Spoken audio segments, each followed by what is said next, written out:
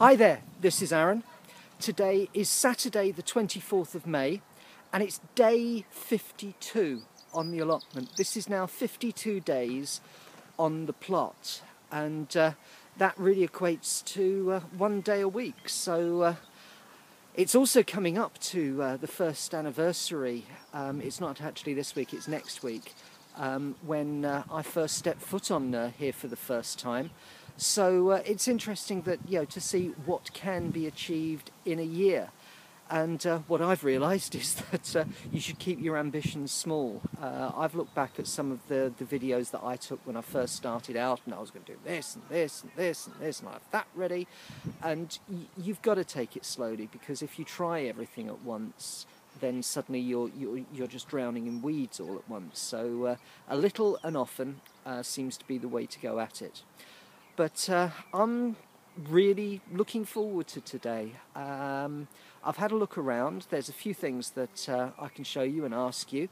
And there's also a couple of things that I am very pleased about, and some other things that I need to get done. So let's take a look around and I'll show you.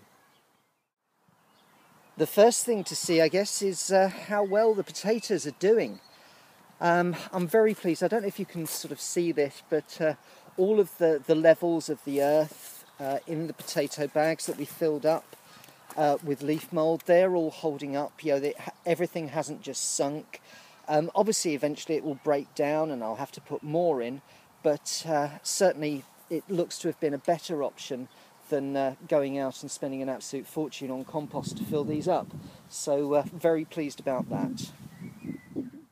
My peas and my beans that I planted, some of it's looking healthier than others. Some of it's actually looking a little bit jaundiced and yellow. So I'm hoping that this is just sort of whilst they get going. But certainly, I mean, there is growth happening as well, and there should be enough nutrients in the ground for everything. So maybe I've just got a couple of duds, and I'll lose some along the way. We shall have to see.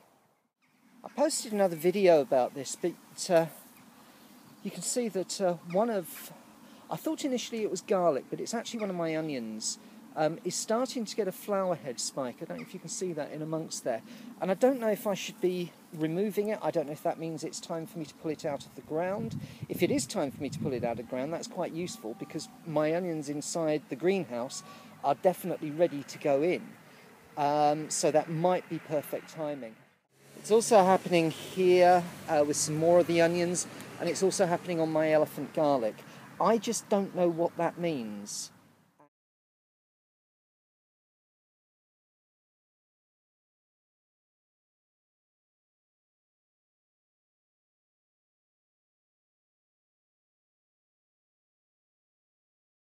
Now what I've done, and thank you very much, Tony. I really appreciate the time that you took to help me there, Tony.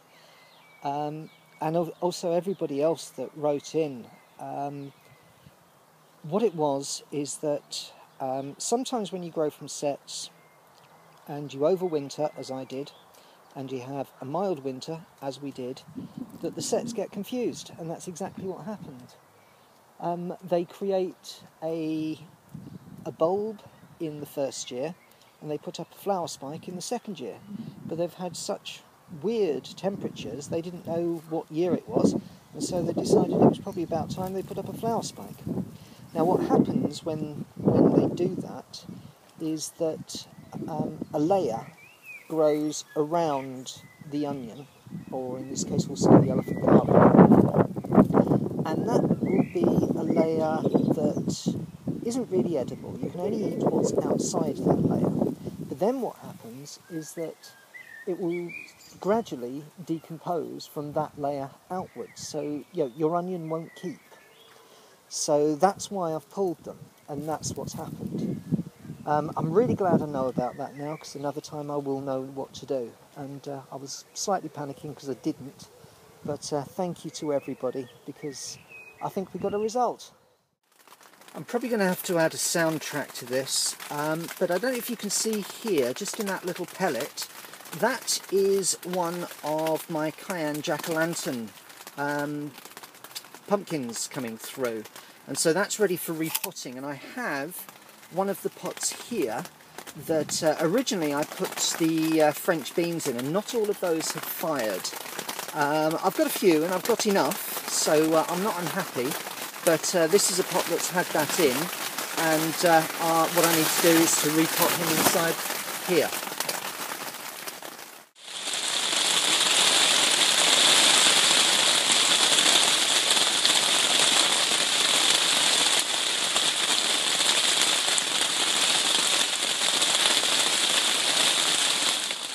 The other thing that I'm really happy about today is that I finally got the rest of this leek bed dug. That has now had all of the couch grass pulled out, and that sort of fine detail that I showed you, and now it's ready for tomorrow when I put my leeks in. Very pleased about that. A nice finale for the day is that these are the first onions of the season. Bit muddy, bit small. These are the ones that had started to get the flower spikes, so it was time they came out. But they're good enough for pickled onions, and I think they'll make nice ones. What I've got here is I've potted more of the peas, but these are the second variety, which is slightly later, which is Douce Provence, and obviously you've got to say that with a French accent. So I've potted these in, and I've actually put more in this time. I've actually put 4, and in some cases 5 of these into each pot for them to grow and then to be planted alongside the Kelvedon Wonder. So very interested to see how the peas of the north fare against the French invaders. I'm hoping that they're both going to taste lovely. Today was also the day when I plotted my borlotti beans. There's 1 seed in each pot, and I've done 2 trayfuls. If they all fire, then obviously I'm going to have a lot of borlotti beans. I'm working on the idea that they're not all going to fire. So we'll see how many I get. These are the French beans, the Blue Lake. Now actually very few of these have fired, but I've got 7, and that's actually enough for me, so I'm happy with that. If I lose any more, I'll plant another trayful. The seeds were actually from last year, so I'm not amazingly surprised that only a few of them came through, but that's certainly enough for 1 wigwam full of French beans, and I think that's going to be enough for anyone. One of the things I've been looking at is chillies and topping chillies. Now, I did first see this technique when I saw it demonstrated by chilli grower Joe, and then I saw Tony's video about what he's doing, why he's doing, and where he's doing it, and that actually made a lot of sense to me, and I understood it better from that. So what we've got is 1 set of true leaves. These are the seed leaves. 1 set of true leaves, another set of true leaves. So anything over that I should top, and that's what I'm going to do now. So I'll do that with another one. 1, 2, yeah, topped.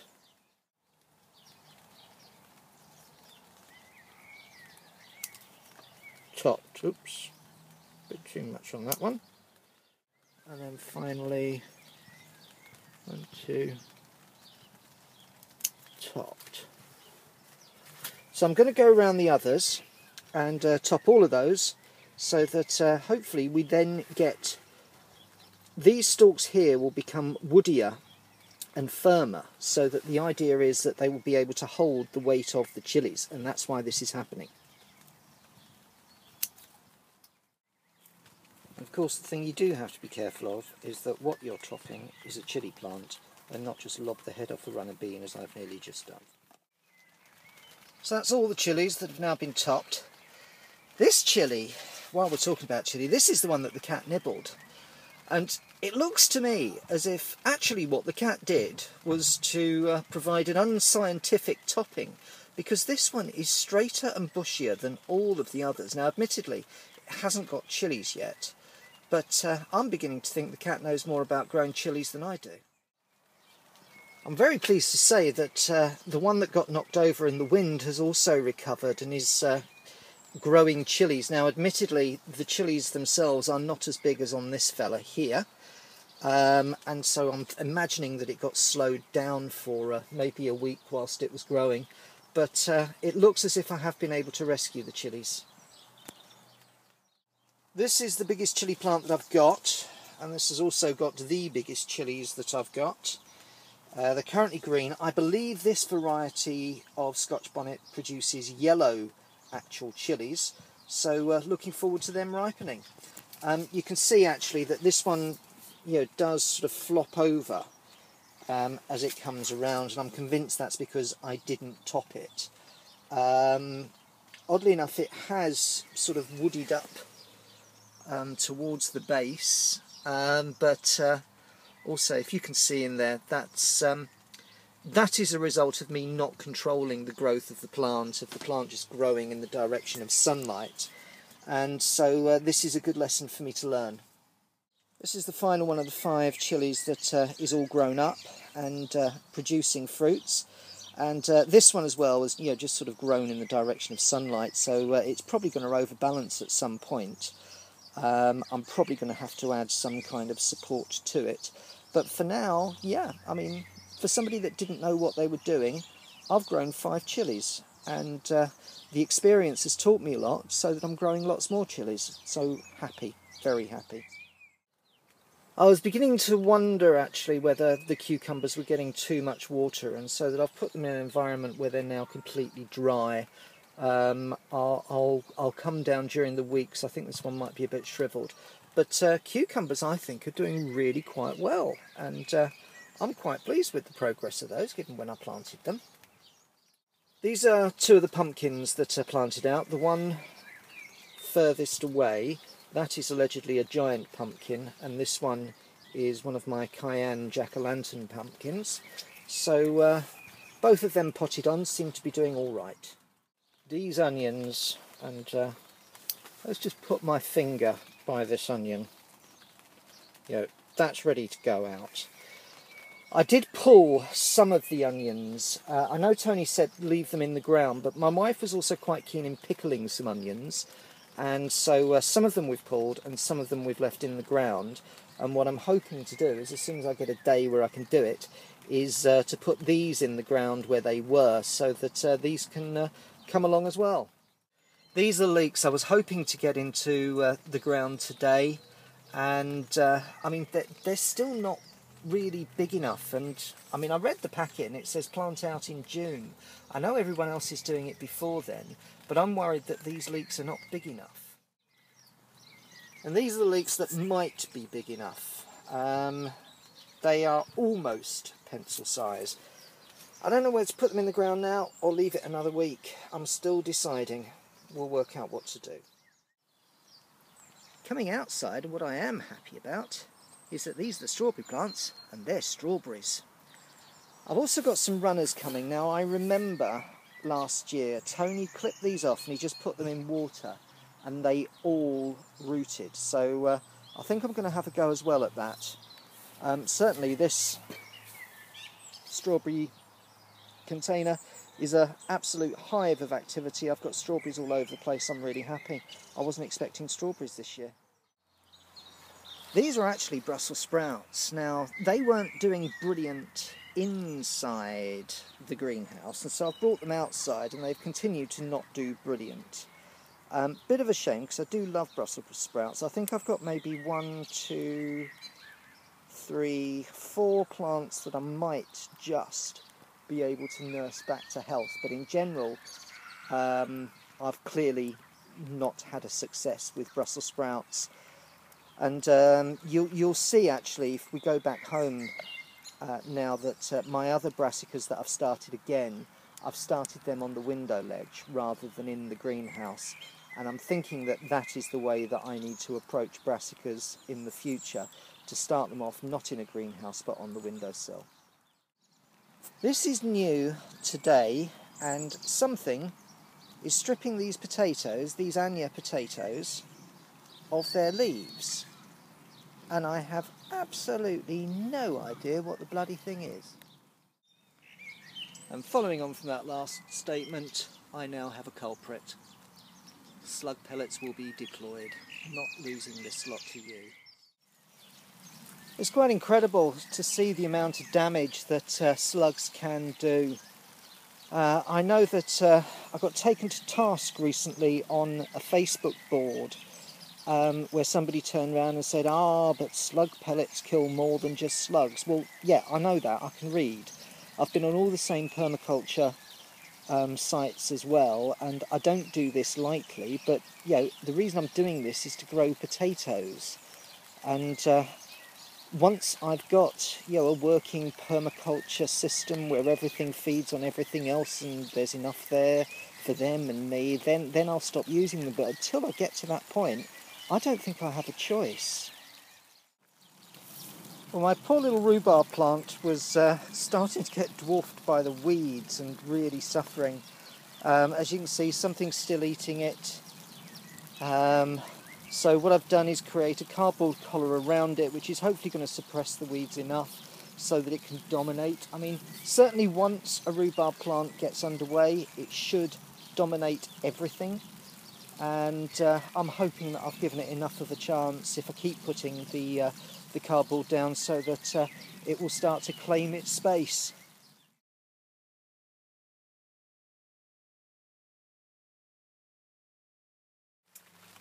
I'm potting on the rest of my Lollo Rosso. You can see one I've already done, and here's the second one. So what I've got is the pot that I've used to size the hole. So now I'm going to knock this one out of its current pot, put it into its new pot, and then top it up with Jack's Magic. What's in there at the moment is the coir that has got the fertiliser in it, so a bit of Jack's Magic as well I think will give it a nice bit of a boost too. Well, the rain's still coming down. I've decided I'm not going to plant leeks out today, or indeed broad beans, or indeed the Blue Lake French beans, or indeed runner beans, because it's too wet. So instead, I've just been inside here and I've decided to do a couple of experiments. In here are a couple of the pots that are first of all filled up with the coir, and then I've put peas in, and then on top of that I'm putting Jack's Magic compost in, and I'm going to compare these to see how they do against the other peas that I planted earlier in the weekend on Saturday, to see how they grow and how they compare. So we've got a pea experiment going on. Also, what I've done is to pot on as many of the little gem lettuces as I have room for. This is now as many of these as I can fit into the space. They're around the back there, they're along here, so that there are certainly fewer of them to pot on. I mean, there's still more to pot than are potted, but we're giving it a go, and we shall see how many we get on with. And this is my last experiment of the day. Now, I've seen people grow carrots, and I've seen people grow really big carrots, and they have barrels and hose pipes and well sifted compost, and I haven't got any of that. So I sat down and thought, well, how big would I be happy if I grew a carrot? And I was talking about this with my wife, and she said, well, how big do you want to grow a carrot? And I just looked at the bottle on the side and just thought, well, as big as one of those 2-litre bottles. So what I've done is I've taken 4 of these 2-litre bottles. I have put holes in the bottom so water can drain out. I've taped them together so that they stand up, and then I've put them in a pot. Now, I've filled them most of the way with coir, because carrots will grow really well through coir, and on top I've put Jack's Magic. And what I've done is I've put 2 carrot seeds, on occasion there might have been 3 carrot seeds, on top, and I'll pull whichever one doesn't grow the best, so that hopefully I can get 4 carrots, because actually any carrots this year would make me happy. So the variety is Touchant, and they have been planted. So I'm going to fill them up with water. I'm going to put them nice and high so that the carrot root fly can't find them. Wrap them up with some paper to keep the light out, and hopefully that means I can have a carrot. And with that last experiment, I'm going to call it a day. It has been a very, very wet, windy bank holiday. On the Saturday it was so wet I couldn't do anything on the ground. On the Sunday it was so windy I couldn't get into the greenhouse. And today it's been wet again, so just busying myself. Hopefully there was enough there to put a video together. I'm going to try and edit that together now. So thank you very much for watching. I hope it was worth it. And I will see you next time on The Allotment. Goodbye.